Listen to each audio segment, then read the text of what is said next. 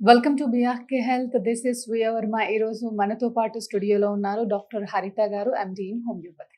నమస్కారం అండి. నమస్తే అమ్మా. ఎలా ఉన్నారు డాక్టర్ గారు? ఫైన్, మీరు ఎలా ఉన్నారు?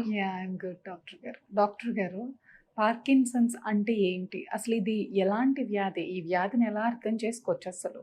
జనరల్గా పార్కిన్సన్స్ అనేది ఏజ్డ్ పీపుల్లో ఎక్కువగా వస్తుంది. ఇది ఒక న్యూరలాజికల్ సమస్య. అంటే బ్రెయిన్లో మనకి చాలా మందికి ఏమవుతుందంటే ఒక డోపమిన్ అని ఒక కెమికల్ రిలీజ్ అవుతుంది. ఎవరికైతే దాంట్లో డోపమిన్లో డిఫెక్ట్స్ అనేవి జరుగుతుంటాయో ఆ కెమికల్ అది తగ్గిపోవడం వల్ల వీళ్ళకి ఈ పార్కిన్సన్స్ అనేటటువంటి ఒక డిసీజ్ అనేది డెవలప్ అవుతుంది. అంటే ఇది మెయిన్ పార్కిన్సన్స్ అంటే ఏంటంటే ఫస్ట్ ట్రీమర్స్ అంటాం, వణకడం. ఒకప్పుడు వణుకుడు రోగము అని చెప్తూ ఉండేవాళ్ళు విలేజెస్లో. అంటే వీళ్ళకి ఏమవుతుంది అంటే ఫస్ట్ చేతుల్లో షివరింగ్ అనేది స్టార్ట్ అవుతుంది. ఏదైనా వస్తువుని హ్యాండిల్ చేయాలన్నా, ఈవెన్ ఒక పెన్ పట్టుకోవాలన్నా కూడా వాళ్ళు దాన్ని పట్టుకోలేరు, గ్రిప్ పోతుంది వాళ్ళకి. అంటే ఇప్పుడు మనం ఒక కాఫీ కప్పో టీ కప్పో తాగాలనుకోండి, ఆ కప్పు పట్టుకుంటే అది షేక్ అయిపోవడం వల్ల కింద పడేయాల్సి వస్తుంది. అది షేక్ అవుతుంది. ఎగ్జాక్ట్లీ. అంటే అందుకనే ట్రీమర్స్, వణకడం అని మాట్లాడతాం. అంటే ఇది ఏదైనా చిన్న సైకలాజికల్ ప్రాబ్లమ్ అనుకోవచ్చు. మెయిన్ గా ఏంటంటే ఇది ఒకటి ఏజ్ రిలేటెడ్. అంటే ఏజ్ లో మనకి నర్వ్ డ్యామేజ్ అనేది, డీజనరేషన్ అనేది జరుగుతూ ఉంటుంది. దానివల్ల జరిగేటటువంటిది కొన్నిసార్లు నాట్ ఓన్లీ ద ఏజ్ రీజన్స్లో చూసుకున్నట్లయితే ఓవర్ యూసేజ్ ఆఫ్ మెడిసిన్స్, ప్రొలాంగ్గా కొన్ని రకాల క్రానిక్ డిసీజెస్కి రెగ్యులర్గా మందులు వాడుతుంటారు. అప్పుడు కూడా డ్రగ్ ఇండ్యూస్డ్ పార్కిన్సన్స్ అంటారు దాన్ని. అది కొంతమందిలో వస్తుంది. అండ్ మెయిన్గా ఇది ఎక్కువ మేల్స్లో కంపేర్ టు ఫీమేల్స్. అంటే మనకి ఎగ్జాంపుల్గా సినిమా యాక్టర్ జమున గారికి పార్కిన్సన్స్ ఉంది. సో అంటే ఎక్కువ శాతం మేల్స్కే వస్తుంది. రేర్గా ఫీమేల్స్లో కూడా పార్కిన్సన్స్ వచ్చే అవకాశం ఉంటుంది. అండ్ ఎన్విరాన్మెంటల్ ఫ్యాక్టర్స్, అంటే ఎన్విరాన్మెంట్స్ అన్నప్పుడు మన చుట్టుపక్కల ఉన్న వాతావరణం కానీ, మనుషుల యొక్క ప్రభావం కానీ, ఇవన్నీ కూడా వీళ్ళ మీద ఉంటాయి. అంటే వాళ్ళని నెగ్లెక్ట్ చేయడం అనో, లేకపోతే సైకలాజికల్ వాళ్ళు బాగా అప్సెట్ అయిన సందర్భాల్లో కూడా కొంత డ్యామేజ్ జరుగుతుంది. అండ్ కొన్ని సందర్భాల్లో ఈ పొల్యూషన్, పెస్టిసైడ్స్, పొలాల్లో వర్క్ చేసుకుంటుంటారు, కెమికల్స్ ఎక్కువ వాడతారు, వాళ్ళకి కూడా పార్కిన్సన్స్ వచ్చే అవకాశం ఉంటుంది. అండ్ ఫుడ్, అంటే బ్యాలెన్స్డ్ డైట్ తీసుకోకపోయినా, న్యూట్రిషన్ డెఫిషియన్సీస్ ఎక్కువ ఉన్నా, విటమిన్ B12 తక్కువ ఉండే వీళ్ళల్లో కూడా పార్కిన్సన్స్ వచ్చే ఛాన్స్ ఉంటుంది. అంటే ఈ వ్యాధి స్టార్ట్ అయ్యే ముందు ఏమైనా లక్షణాలు కనిపిస్తూ ఉంటాయా ఆ పర్సన్ లో? యాక్చువల్గా అసలు పార్కిన్సన్స్ అనేది స్టార్ట్ అవ్వడం ఇది కదలికలకి సంబంధించినటువంటి డిసీజ్. అంటే స్లోగా మూమెంట్ ఫస్ట్ స్లో అవ్వడం, ఫస్ట్ ట్రీమర్స్, వణకడంతో స్టార్ట్ అవుతుంది చేతులతో. అక్కడి నుంచి బాడీ మొత్తం స్ప్రెడ్ అవుతుంది ఈ డిసీజ్. అండ్ ఈవెన్ వాయిస్లో కూడా ట్రీమర్స్, వణుకు అనేది స్టార్ట్ అవుతుంది. తర్వాత వాళ్ళకి తినేటప్పుడు కొంత ఇబ్బంది ఉంటుంది. మజిల్స్లో కూడా కొంత ఇబ్బంది స్టార్ట్ అవుతుంది. అంటే స్టిఫ్నెస్ అయిపోతూ ఉంటాయి మజిల్స్ అనేవి, కండరాలు. అండ్ నడక చాలా ఇబ్బందిగా ఉంటుంది. ఏంటంటే స్లోగా నడుస్తారు, తర్వాత నడిచేటప్పుడు బ్యాలెన్స్ ఉండదు, తూలిపోతూ ఉంటారు. అంటే మళ్ళీ ఇంకోళ్ళు పట్టుకొని సపోర్ట్ చేయాల్సి వస్తుంది.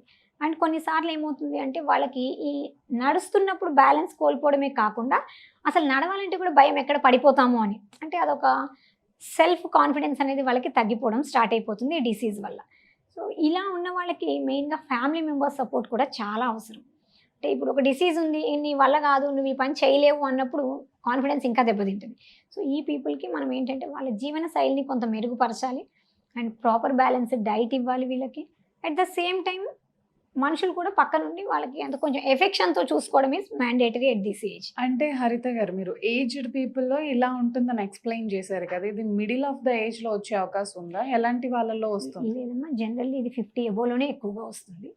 అండ్ బేసికల్గా ఒక్కొక్కసారి అంటే తక్కువ ఏజ్లో ఎవరికి వస్తుంది అంటే లైక్ బ్రెయిన్ స్ట్రోక్స్ వచ్చిన వాళ్ళల్లో, లేదా ఏదైనా యాక్సిడెంట్స్ కానీ, ఇంజరీస్ జరిగి మెదడుకి దెబ్బ తగిలినప్పుడు అందులో బ్లడ్ క్లాట్స్ కొంతమందికి మైన్యూట్గా ఉండిపోతూ ఉంటాయి.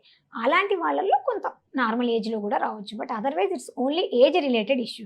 అంటే నేను చాలా మూవీస్లో అవి చూపిస్తూ ఉంటారు, ఆఫ్టర్ బ్రేకప్స్ తర్వాత చేతులు వణకటం, కొంచెం వాళ్ళకి షివరింగ్స్ రావటం. సైకలాజికల్గా ఇబ్బంది పడినప్పుడు, డిప్రెస్ అయినప్పుడు, వాళ్ళని నెగ్లెక్ట్ చేసినప్పుడు ఎవరైనా, ఆ సందర్భాల్లో బ్రెయిన్లో చెప్పాను కదా డోపమిన్ యొక్క ఎఫెక్ట్ అనేది రావడం వల్ల ఇది వచ్చే అవకాశం ఉంటుంది. అంటే ఇది కంప్లీట్గా క్యూర్ అయ్యే అవకాశం ఉందా మీ హోమియోపతిలో? జనరల్గా ఏంటంటే హోమియోపతిలో చాలా రకాల న్యూరలాజికల్ డిసీజెస్కి, అంటే compare to allopathy, homeopathy is the best for neuro diseases అంటాం. ఎందుకనంటే ఇక్కడ న్యూరో డిసీజ్ అంటే not only related to the brain, it's related to psychology.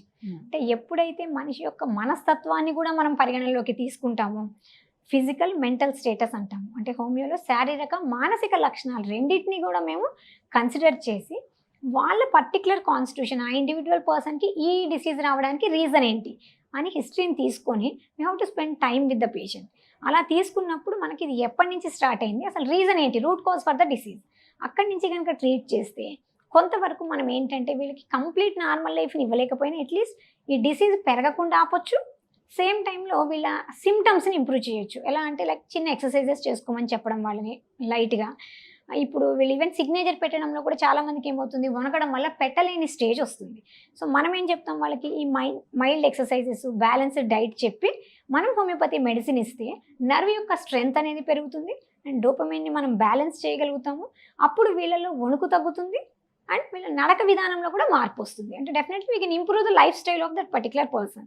And వాళ్ళ family members support definitely mandatory. వాళ్ళకి ఒక్కరికి వచ్చిన జబ్బు అని చెప్పి నెగ్లెక్ట్ చేయకుండా ఫస్ట్ వాళ్ళలో ఇది తగ్గించగలము అనే కాన్ఫిడెన్స్ని కనుక డాక్టర్ క్రియేట్ చేసినట్లయితే ఈజీగా హోమియోపతిలో తగ్గుతుంది. థ్యాంక్ యూ డాక్టర్ గారు, నైస్ ఇన్ఫర్మేషన్ ఇచ్చారు. థ్యాంక్స్. నమస్తే.